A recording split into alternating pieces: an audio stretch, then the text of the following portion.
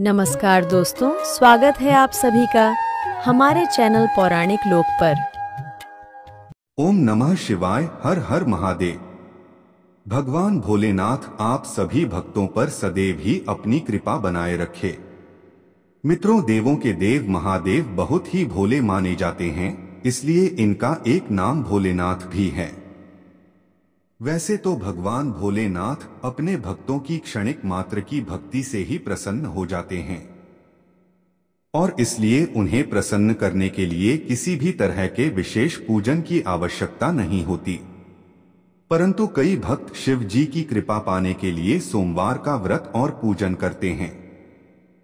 मित्रों, सोमवार के व्रत को लेकर मान्यता है कि इस व्रत को करने से भगवान शिव अपनी भक्तों की सभी मनोकामना बहुत जल्दी ही पूरी करते हैं। तो चलिए मित्रों, माता पार्वती और भगवान भोलेनाथ के चरण कमलों का ध्यान करते हुए सुनते हैं सोमवार व्रत पर शिव जी की बहुत ही सुंदर कथा। एक समय की बात है, इस भूमंडल पर एक अत्यंत प्रसिद्ध राजा चंद्रहास द्वारा पालित कांतिका नाम की एक नगरी थी। वहां पर धनेश्वर नाम का एक साहूकार और उसकी स्त्री रूपवती रहा करते थे। साहूकार का व्यापार दूर दूर तक फैला हुआ था और नगर के सभी लोग उस व्यापारी का बहुत ही सम्मान किया करते थे। साहूकार तथा उसकी पत्नी दोनों ही उस नगरी में सभी से बड़े प्रेम और आदर के साथ व्यवहार करते थे। उनके घर में धन धान्य आदि की कोई कमी नहीं थी, लेकिन उनको एक बड़ा दुख था कि उनकी कोई संतान नहीं थी और इस कष्ट से वे दोनों अत्यंत दुखी रहते थे। एक दिन एक बड़ा तपस्वी योगी उस नगरी में आया। वह योगी उस ब्राह्मण के घर को छोड़कर अन्य सब घरों से भिक्षा लाकर भोजन किया करता था, लेकिन रूपवती से वह भिक्षा नहीं लिया करता था। एक समय वह किसी अन्य घर से भिक्षा लेकर गंगा किनारे जाकर भिक्षान्न को प्रेम पूर्वक खा रहा था।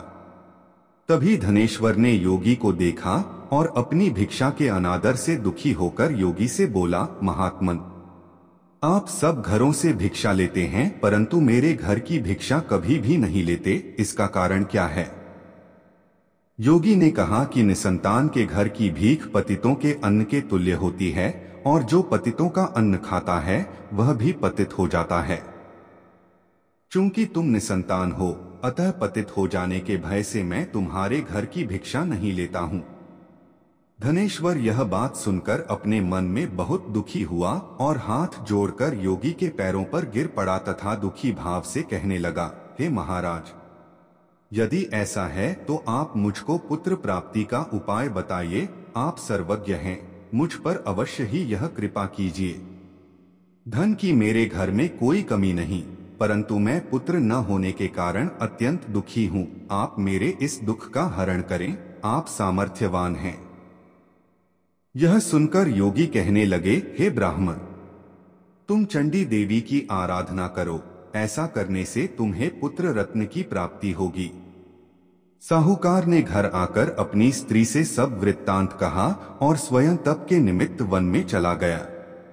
वन में जाकर उसने चंडी देवी की उपासना की और घोर उपवास किया।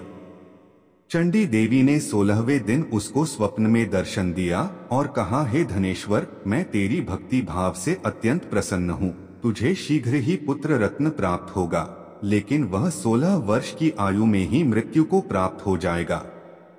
परंतु यदि तुम दोनों पति पत्नी 32 पूर्णमासियों का व्रत विधिपूर्वक करोगे तो वह दीर्घायु होगा। जितनी तुम्हारी सामर्थ्य हो उतने आटे के दिए बनाकर शिवजी का पूजन करना और पूर्णमासी का व्रत रखना। प्रातः काल होने पर इस स्थान के समीप ही तुम्हें एक आम का वृक्ष दिखाई देगा। उस पर चढ़कर एक फल तोड़कर शीघ्र अपने घर चले जाना और अपनी स्त्री से सब वृत्तांत कहना। जब वह श्री शंकर जी का ध्यान करके उस फल को खा लेगी, तब भगवान शंकर की कृपा से वह गर्भवती हो जाएगी।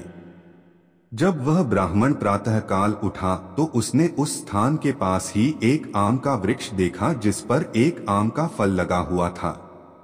उस ब्राह्मण ने उस आम के वृक्ष पर चढ़कर उस फल को तोड़ने का प्रयत्न किया, परंतु कई बार प्रयत्न करने पर भी वह वृक्ष पर न चढ़ पाया। तब उस ब्राह्मण को बहुत चिंता हुई और वह विघ्न विनाशक श्री गणेश जी की वंदना करने लगा और बोला, हे दयानिधे, अपने भक्तों के विघ्नों का नाश करके उनके मंगल कार्य को करने वाले, दुष्टों का नाश करने वाले, रिद्धि सिद्धि को देने वाले, आप मुझ पर कृपा करके इतना बल दें कि मैं अपने मनोरथ को पूर्ण कर सकूं। इस प्रकार गणेश जी की प्रार्थना करने पर उनकी कृपा से धनेश्वर वृक्ष पर चढ़ गया और उसने एक अति सुंदर आम का फल देखा। उसने विचार किया कि जो वरदान से फल मिला था वह यह है और कोई फल दिखाई नहीं देता। उस धनेश्वर ब्राह्मण ने जल्दी से उस फल को तोड़कर अपनी स्त्री को लाकर दिया और उसकी स्त्री ने अपने पति के कथनानुसार उस फल को खा लिया। इसके पश्चात वह गर्भवती हो गई। देवी जी की असीम कृपा से उसे एक अत्यंत सुंदर पुत्र की प्राप्ति हुई, जिसका नाम उन्होंने देवीदास रखा। माता पिता के हर्ष और शोक के साथ वह बालक शुक्ल पक्ष के चंद्रमा की भांति बढ़ने लगा। भवानी की कृपा से वह बालक बहुत ही सुंदर, सुशील और पढ़ने में बहुत ही निपुण हो गया। चंडी देवी की आज्ञानुसार उसके माता पिता ने 32 पूर्णमासी का व्रत रखना प्रारंभ कर दिया था, जिससे उसका पुत्र दीर्घायु हो जाए। 16वां वर्ष लगते ही देवीदास के माता पिता को बड़ी चिंता हो गई कि कहीं उनके पुत्र की इस वर्ष मृत्यु न हो जाए। इसलिए उन्होंने अपने मन में विचार किया कि यदि यह दुर्घटना उनके सामने हो गई तो वे कैसे सहन कर सकेंगे। उन्होंने देवीदास के मामा को बुलाया और कहा कि हमारी इच्छा है कि देवीदास 1 वर्ष तक काशी में जाकर विद्याध्ययन करे और हम उसको अकेला भी नहीं छोड़ना चाहते, इसलिए साथ में तुम चले जाओ और 1 वर्ष के पश्चात इसको वापस लौटा लाना। सब प्रबंध करके उसके माता पिता ने काशी जाने के लिए देवीदास को एक घोड़े पर बैठाकर उसके मामा को उसके साथ विदा कर दिया। धनेश्वर ने अपनी पत्नी के साथ अपने पुत्र की मंगल कामना तथा दीर्घायु के लिए भगवती दुर्गा की आराधना और पूर्णमासियों का व्रत करना आरंभ कर दिया। इस प्रकार उन्होंने 32 पूर्णमासी का व्रत पूरा किया। कुछ समय पश्चात एक दिन वह दोनों मामा और भांजा मार्ग में रात्रि बिताने के लिए किसी ग्राम में ठहरे हुए थे। उस दिन उस गांव में एक ब्राह्मण की अत्यंत सुंदरी, सुशीला, विदुषी और गुणवती कन्या का विवाह होने वाला था। जिस धर्मशाला के अंदर वर और उसकी बारात ठहरी हुई थी, उसी धर्मशाला में देवीदास और उसके मामा भी ठहरे हुए थे। संयोगवश कन्या को तेल आदि चढ़ाकर मंडप आदि का कृत्य किया जा रहा था, लेकिन लगन के समय वर को धनुर्वात मतलब एक वायुरोग जिसमें शरीर धनुष की तरह झुककर टेढ़ा हो जाता है हो गया। इस कारण वर के पिता ने अपने कुटुंबियों से परामर्श करके निश्चय किया कि यह देवीदास मेरे पुत्र जैसा ही सुंदर है, मैं इसके साथ ही लग्न करा देता हूँ और बाद में विवाह के अन्य कार्य मेरे लड़के के साथ हो जाएंगे। ऐसा सोचकर उन्होंने देवीदास के मामा से जाकर बोला कि तुम थोड़ी देर के लिए अपने भांजे को हमें दे दो, जिससे विवाह के लग्न के सारे कृत्य सुचारू रूप से हो सके।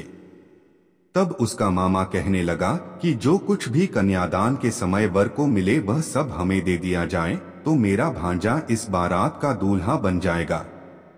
यह बात वर के पिता ने स्वीकार कर ली और उसने अपने भांजे को वर बनने के लिए भेज दिया और उसके साथ सब विवाह कार्य रात्रि में विधिपूर्वक संपन्न हो गया। तो पत्नी के साथ वह भोजन न कर सका और अपने मन में सोचने लगा कि न जाने यह कैसी स्त्री होगी। वह एकांत में इसी सोच में पड़ गया तथा उसकी आंखों में आंसू आ गए। तब वधू ने पूछा कि क्या बात है, आप इतने उदासीन व दुखी क्यों हो रहे हैं। तब उसने सब बातें जो वर के पिता व उसके मामा में हुई थीं उसको बतला दी। तब कन्या कहने लगी कि यह ब्रह्म विवाह के विपरीत कैसे हो सकता है। देव, ब्राह्मण और अग्नि के सामने मैंने आपको ही अपना पति बनाया है, इसलिए आप ही मेरे पति हैं। मैं आपकी ही पत्नी रहूंगी, किसी अन्य की कदापि नहीं। तब देवीदास ने कहा, ऐसा मत करिए, क्योंकि मेरी आयु बहुत कम है। मेरे पश्चात आपकी क्या गति होगी, इन बातों को अच्छी तरह विचार लो। परंतु वह दृढ़ विचार वाली स्त्री थी, बोली कि जो आपकी गति होगी वही मेरी गति होगी। हे स्वामी, आप उठिए और भोजन करिए, आप निश्चय ही भूखे होंगे। इसके बाद देवीदास और उसकी पत्नी दोनों ने भोजन किया तथा शेष रात्रि वे सोते रहे। प्रातःकाल देवीदास ने अपनी पत्नी को 3 नगों से जड़ी हुई एक अंगूठी दी, एक रुमाल दिया और बोला, हे प्रिय, इसे लो और संकेत समझकर स्थिर चित्त हो जाओ। मेरा मरण और जीवन जानने के लिए एक पुष्पवाटिका बना लो। उसमें सुगंधी वाली एक नवमल्लिका लगा लो, उसको प्रतिदिन जल से सींचा करो और आनंद के साथ खेलो कूदो तथा उत्सव मनाओ। जिस समय और जिस दिन मेरा प्राणांत होगा, ये फूल सूख जाएंगे और जब ये फिर हरे हो जाएं तो जान लेना कि मैं जीवित हूँ। यह समझाकर वह चला गया।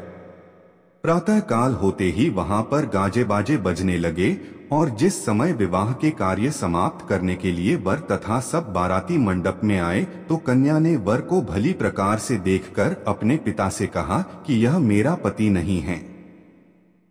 मेरा पति वही है जिसके साथ सत्र में मेरा पाणिग्रहण हुआ था। इसके साथ मेरा विवाह नहीं हुआ है। यदि यह वही है तो बताएं कि मैंने इसको क्या दिया। मधुपर्क और कन्यादान के समय जो मैंने भूषणादि दिए थे उन्हें दिखाए तथा रात में मैंने क्या गुप्त बातें कही थीं, वह सब सुनाए। पिता ने उसके कथनानुसार वर को बुलवाया गया। कन्या की यह सब बातें सुनकर वह कहने लगा कि मैं कुछ नहीं जानता। इसके पश्चात लज्जित होकर वह वहां से चला गया और सारी बारात भी अपमानित होकर वहां से लौट गई। भगवान श्री कृष्ण बोले, हे माता। इस प्रकार देवीदास काशी विद्याध्ययन के लिए चला गया। जब कुछ समय बीत गया तो काल से प्रेरित होकर एक सर्प रात्रि के समय उसको डसने के लिए वहां पर आया। उस विषधर के प्रभाव से उसके शयन का स्थान चारों ओर से विष से विषैला हो गया, परंतु व्रत के प्रभाव से उसको काट न पाया, क्योंकि पहले ही उसकी माता ने 32 पूर्णिमा का व्रत कर रखा था। इसके बाद मध्याह्न के समय स्वयं काल वहां पर आया और उसके शरीर से उसके प्राणों को निकालने का प्रयत्न करने लगा, जिससे वह मूर्छित होकर पृथ्वी पर गिर पड़ा। भगवान की कृपा से उसी समय पार्वती जी के साथ भगवान शंकर वहां पर आ गए। उसको मूर्छित दशा में देखकर पार्वती जी ने भगवान शंकर से प्रार्थना की कि हे प्रभु, इस बालक की माता ने पहले 32 पूर्णिमा का व्रत किया था, जिसके प्रभाव से हे भगवान आप इसको प्राण दान दें। भवानी के कहने पर भक्त वत्सल भगवान शिव ने उसको प्राण दान दे दिया। इस व्रत के प्रभाव से काल को भी पीछे हटना पड़ा और देवीदास स्वस्थ होकर बैठ गया। उधर उसकी स्त्री उसके काल की प्रतीक्षा किया करती थी। जब उसने देखा कि उस पुष्प वाटिका में पत्र पुष्प कुछ भी नहीं रहे तो उसको अत्यंत आश्चर्य हुआ, और जब वह वैसे ही हरी भी हो गई तो वह जान गई कि वह जीवित हो गए हैं। यह देखकर वह बहुत प्रसन्न मन से अपने पिता के कहने लगी कि पिताजी, मेरे पति जीवित हैं, आप उनको ढूंढना शुरू करें। जब 16वां वर्ष व्यतीत हो गया तो देवीदास भी अपने मामा के साथ काशी से चल दिया। इधर उसके ससुर उसे ढूंढने के लिए अपने घर से जाने वाले ही थे कि वह दोनों मामा भांजा वहां पर आ गए। देवीदास को आता देखकर उसका ससुर बड़ी प्रसन्नता के साथ अपने घर में ले आया। उस समय नगर के निवासी भी वहां इकट्ठे हो गए और सबने निश्चय किया कि अवश्य ही इसी बालक के साथ इस कन्या का विवाह हुआ था। उस बालक को जब कन्या ने देखा तो पहचान लिया और कहा कि यह तो वही है जो संकेत करके गया था।